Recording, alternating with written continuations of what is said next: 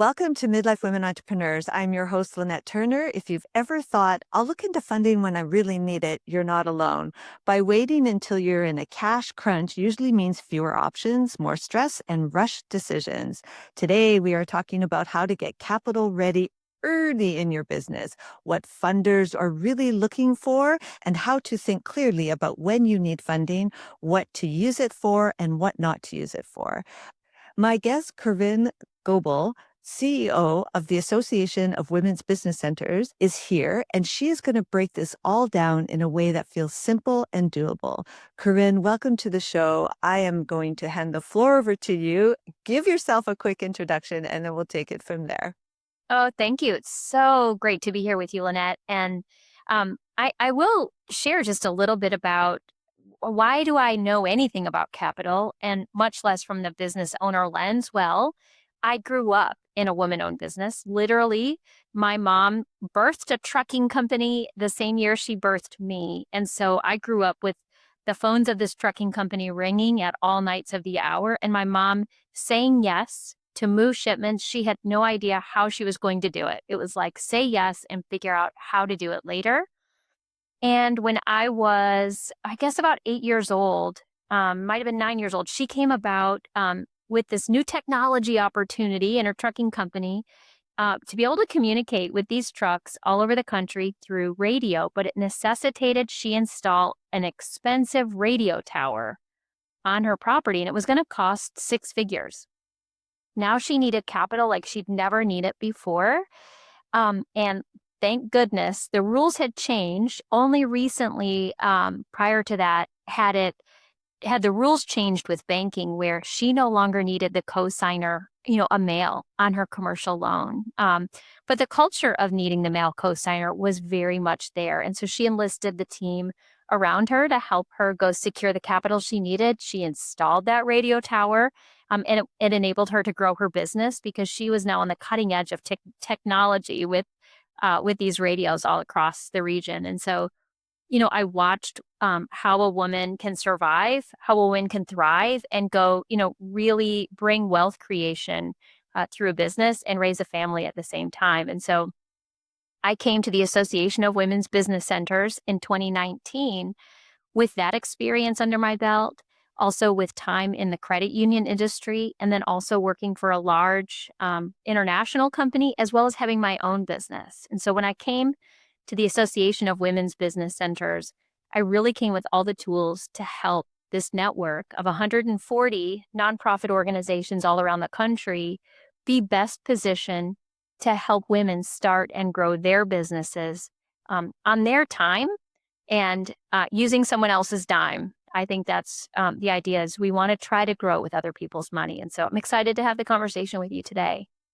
Yeah, I love it. And, it reminds me years ago, I started a business and I stumbled across this association. I live here in Canada and, this association, I didn't even know it exists. Somebody told me about this. And so I ended up within this association. And the help I got starting a business, I mean, there was no Google searching at that time to figure it out, let alone AI. And so I just know how much value organizations like yours really do bring to people who are starting a business. So maybe what you could do is let's talk a little bit about who you see come through your association and the types of businesses that you help. Yeah, of course. Well, women's business centers were created by statute more than 30 years ago, really as a way to try to help solve this access to capital problem. We or the American people, I guess, knew that women were going to need a little extra support getting access to this capital by way of education, by way of counseling, which they call technical support in this industry. And so that's where women's business centers were really born. So that means that the women's business centers are really out there, federally funded, federally subsidized in a way that makes it accessible for women who might not be able to find service elsewhere for a fee.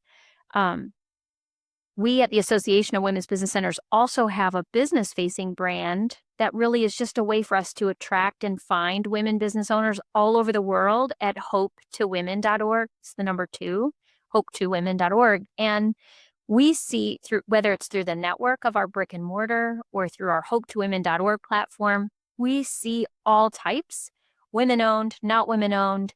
The majority, though, I would put in the category of they're beyond the idea. They've tested the product or the service. They might be slightly revenue generating, and they really want to take it from something smaller to something scaled. And they're beyond the extent of the capital they have in their own pocket. The need is greater than what they have. And so they're looking for funding, like somehow, any way they can get it, so that they can take this great idea or this great business opportunity and build it into something bigger. When you say that, it makes me think, okay, well, when we think about the word bootstrapping, right? That's, essentially just for, just to unpack it a little bit, taking money out of your own pocket to fund this business. When is it the right time? Because often we'll think, oh my God, I need to get money. And then all of a sudden we're starting to search for money. But as you have indicated on, this podcast already, is like, don't wait. And so when is the right time? Because there can be a lot of stuff that goes on in your head about even just thinking about getting funding. Oh, I'm never going to get funding. I don't really have a business case. I don't have my business plan. I don't have my numbers. My numbers are minuscule. I'm never going to get funding. So what is happening in the mindset of a woman when she's thinking about going and getting the initial ask ready? And how should she prepare for that? And before it's, like you said, a little bit Yeah. kind of late to the Let me game. tell you what's actually happening, and then let me tell you what I wish were happening. Okay, what actually is happening is too often, Lynette, women are coming to the table and they're wanting some form of funding. They don't know yet what type of funding. They don't know if they want investment money or if they want to borrow money.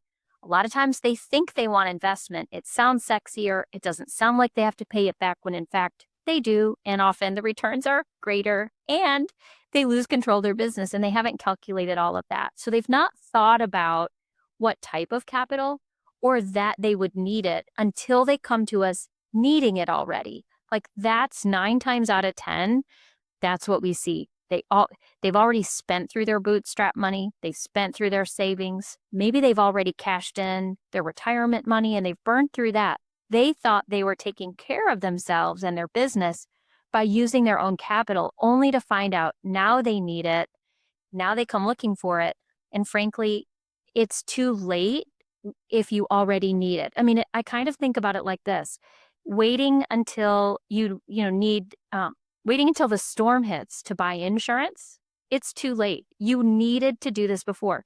You need to think about this in the early stages of your business so that the entity type that you create is suitable for the capital you'll need later. What do I mean by that? If you're going to want an investor, you can't be a sole proprietor.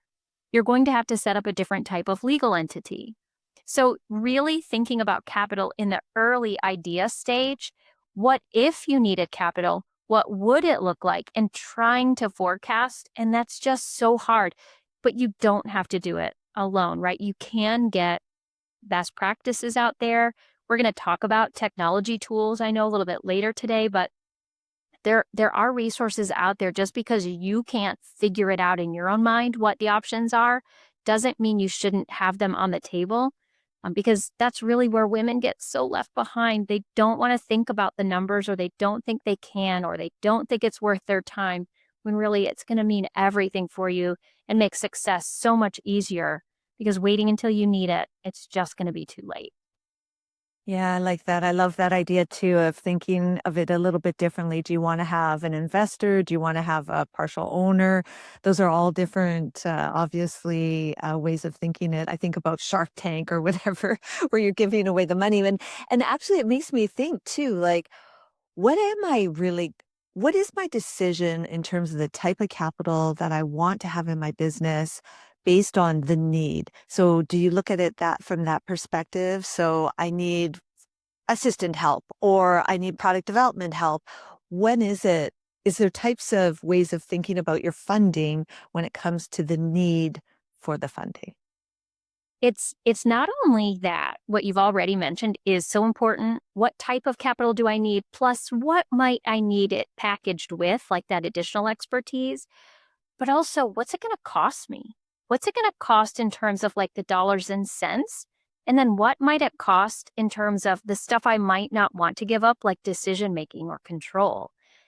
I think that's an often lost, thought, in the whole process is, like, am I gonna have to give up some control of my business, and am I okay with that?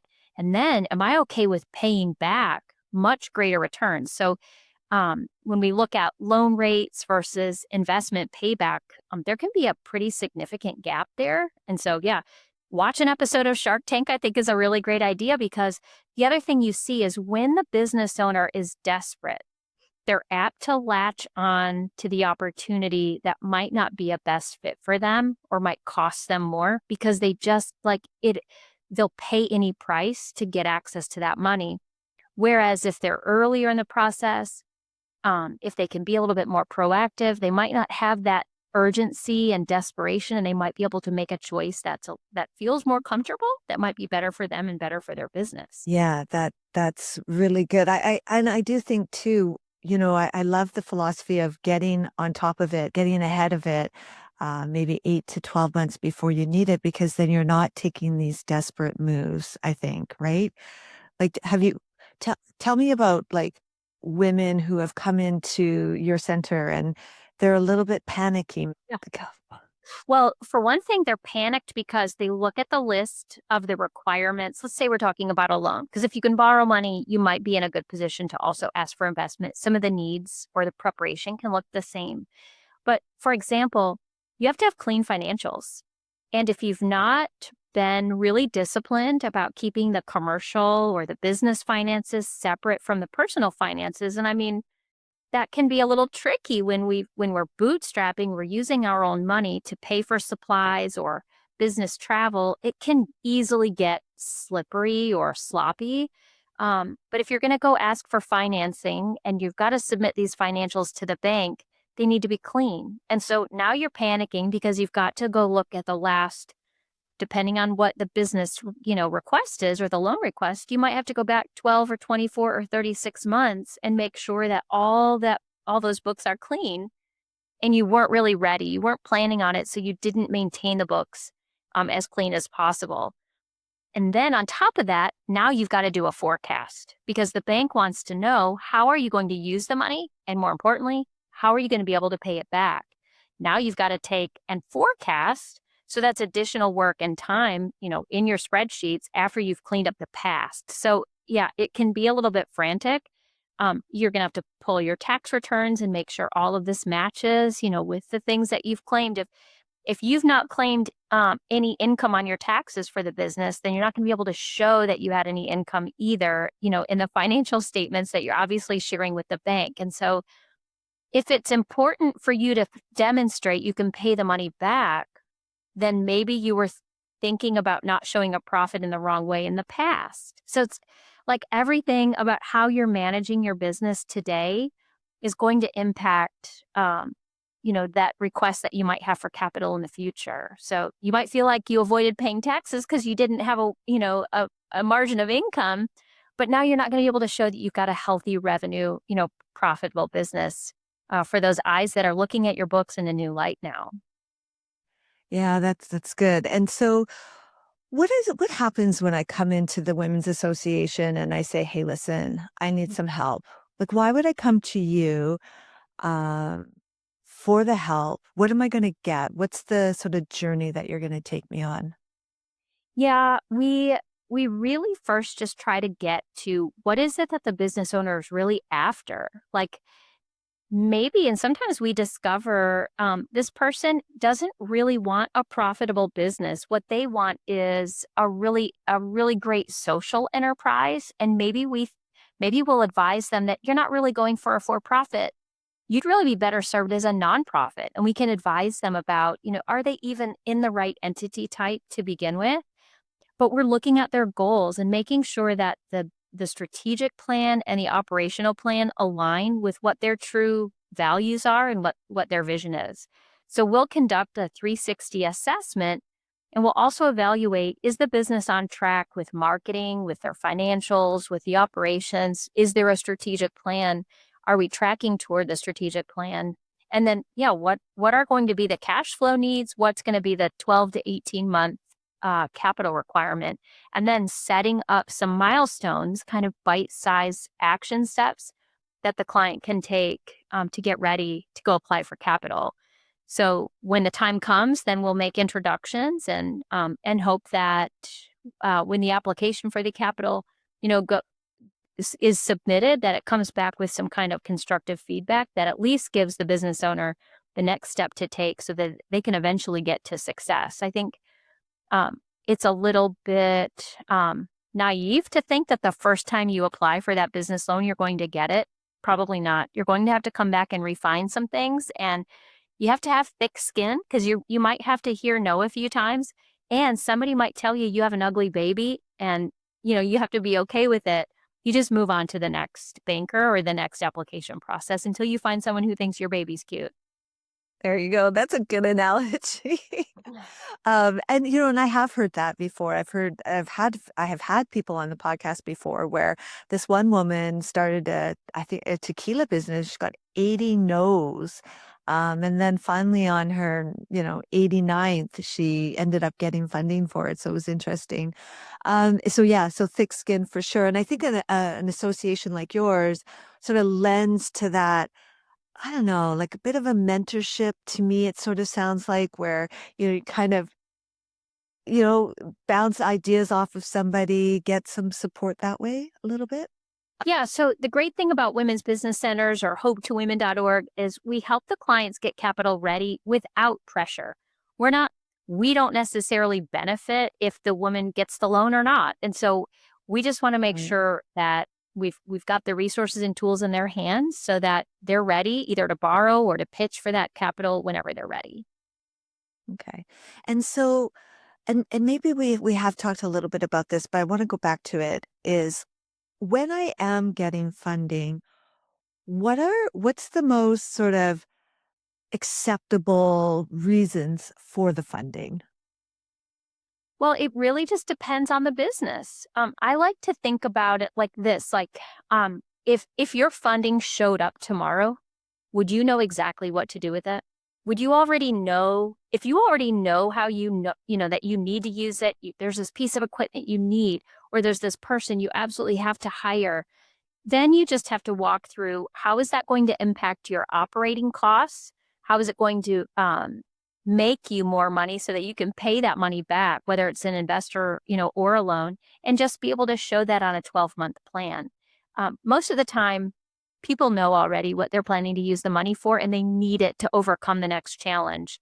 What we don't want to see, the like do not do type of tip out here, don't tell the bank you want to borrow money to pay back another loan. That's not exactly, like super exciting for the bank. Yeah. And it's not something they're likely to lend for. And it's unfortunate because sometimes we get a business who really needs to pay something off of their balance sheet in order to move forward, and they might need more favorable terms. But that's not the kind of thing that banks want to lend money for. Yeah, no, that's good. So I think, I bet you a lot of people, when they're finally ready for that funding, they can answer those questions. But what you're suggesting is try to get ahead of those and just look at sort of the operational model of your business and start to anticipate, maybe even just based on the things that you don't like to do. Um, there's certain parts of my business where, I hate doing that part of my business, but I do it anyway. But, I always think, oh, I could never get a loan for that, or, because it's probably administrative work, but I could show probably how that could grow my business if I did have that administrative support, potentially, I guess. But yeah. Another smart option, and I remember my mom doing this in her trucking company, was making sure she had a line of credit because she couldn't always guarantee that the cash Right. receivables were going to keep pace with the expenses to generate her revenue. So that line of credit gave her that buffer. She never had to worry about making payroll or being able to pay those equipment payments because she knew she had that line of credit. And oftentimes you may have to pay the balance um, on that kind of an account much quicker. It may not be like a credit card where you can pay it off, in little tiny amounts over the next 48 years, but it's going to give you that stopgap so you don't have a cash flow crunch. And it's important to think about that in advance so that you've got that line of credit in case you ever need it. Right. So often I think about funding being more relatable to a like a product business, but I guess, how does it differ between service businesses, product businesses when it comes to just getting general support within your business and the funding aspects of it too?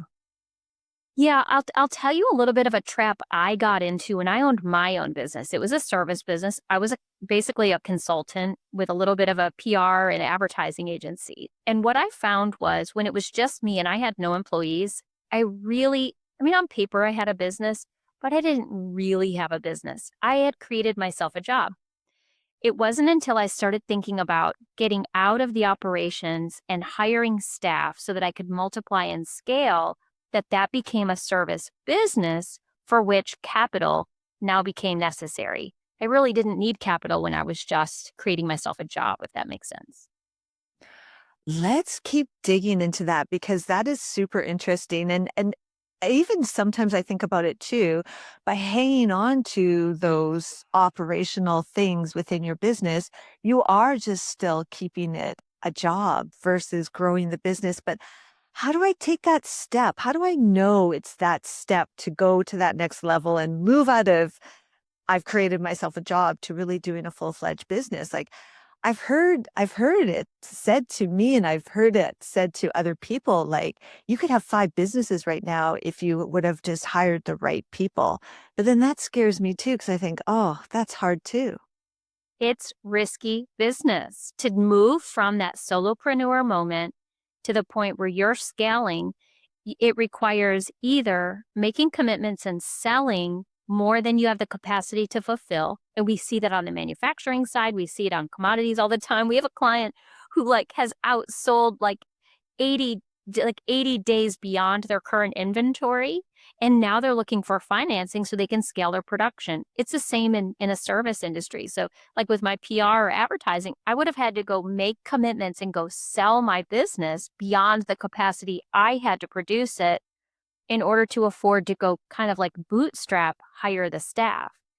So I was confronted with that, either go oversell my capacity or take a risk, take on capital, and then just I'm betting on the fact I can go, develop the business later. But either way, it's a risk. And frankly, um, I think most business owners recognize that's the toughest thing about being in business. You have to have a stomach to take the risk and still be able to sleep at night. Yeah, exactly, exactly. So what shifts now? Let's talk a little bit about the tools and things like that that are out there. Obviously, we've got AI. Lots of people are using it to, automate their businesses. They're using it to get advice and all these different ways of using these language models. What's your take? What are you seeing right now with AI tools and platforms, specifically like TikTok stores, and Instagram? Gosh, it is hard to lump them all together, Yeah. except when we say it does allow the business owner a quicker access to market, especially at a smaller scale. So, what's the value of the smaller scale and access? It's low cost access to markets, and it allows business owners to test ideas or test products. And that can be a validation of a market. So before you go full scale, you can actually, at a very low cost of entry, determine if you've got something that people are going to buy or not. And so it can also tell you if you do A/B testing. If you put out on TikTok your blue socks and your red socks, and the red socks sell, well then now you know that's what customers are going to really want. So then you decide how many blue socks do we manufacture, or do we just let go of blue and just keep with the red? So it really gives business owners a much easier way to test ideas than we ever had. So I would say some things that that funders really care about is they don't want to see a business owner be overly dependent on a platform. So, for example, if you're doing gangbusters on TikTok, but that's the only platform you're selling, that can make a banker a little bit nervous. Not because TikTok would make them any more nervous or something than the other. It's just that having all those eggs in that basket, if the TikTok servers go down, or if your platform gets hacked or your TikTok shop account, like now you're really like vulnerable, and you wouldn't want all your eggs in any basket. So platform dependence can really be a problem. So you want to diversify revenue across platforms. If you're on TikTok, check out Amazon. Is it something you could also sell there, sell through another platform? And then I think when we're talking about AI, um, AI can allow you to test, but it can also get you insights and research before you would even have to necessarily go out there and test. Just remember, a lot of these generative AI models, they can tell you what you want to hear. So that's the comparison between you're having a great time getting this conversation with your AI bot and they're telling you, some things you want to hear, but maybe you need to talk to a human who's willing to tell you something you don't want to hear. So it's good to get that Oh, information from everyone. so true. So true. I just think about, every response that, is in ChatGPT.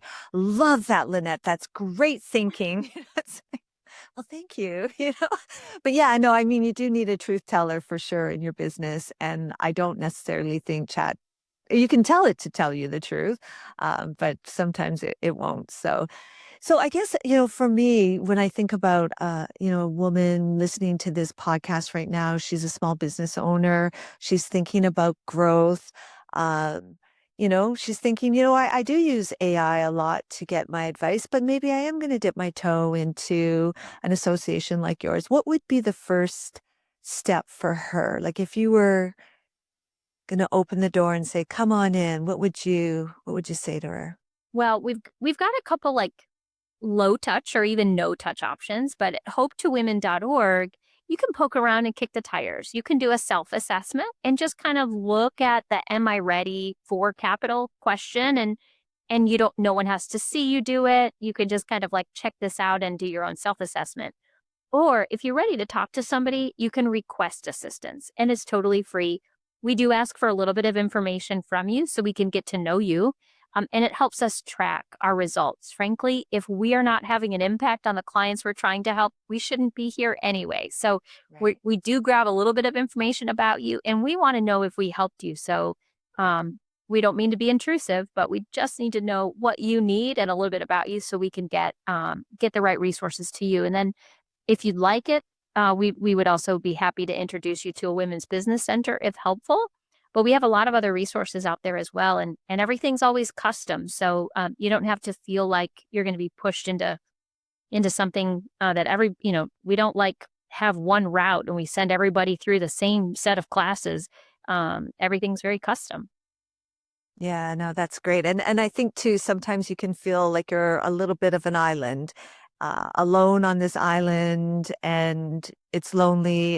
It's just nice to be able to talk to a human other than maybe your friend, or especially if you're a solopreneur, to get a little bit of hand holding and some support and some empathy into your business. So yeah, I totally, yeah, I love what you're doing. So it's great.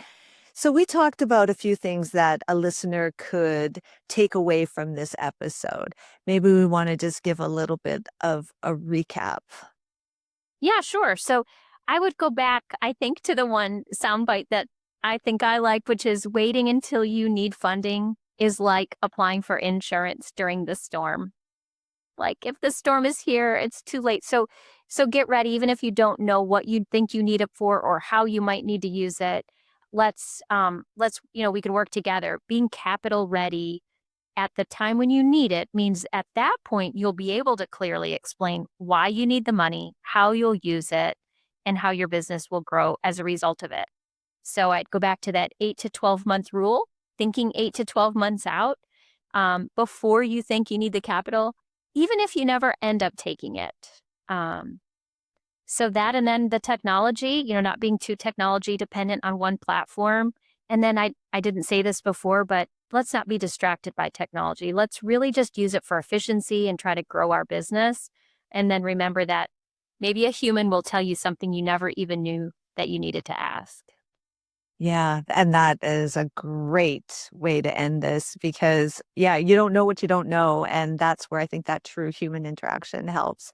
And I liked also too what you said about if I like create that sentence in your head. If I had funding tomorrow, I'd use it for blank because blank. And I think that sort of starts to get that raz going and there's opportunities start to show up when you are very clear. So it's kind of like you said, pick your 8 to 12 month out plan and then know what you would use the funding for. I think that's a really good way of thinking. So Corinne, you've been amazing. Thank you for sharing your story. I can't imagine what it was like to grow up in an entrepreneurial home where your mother was the entrepreneur. Good on you for making it through that. I'm sure it was good times, but also some interesting times as well. So thank you for joining me today. Thank you for sharing your association and the benefits that it can help for women. Thanks for having me.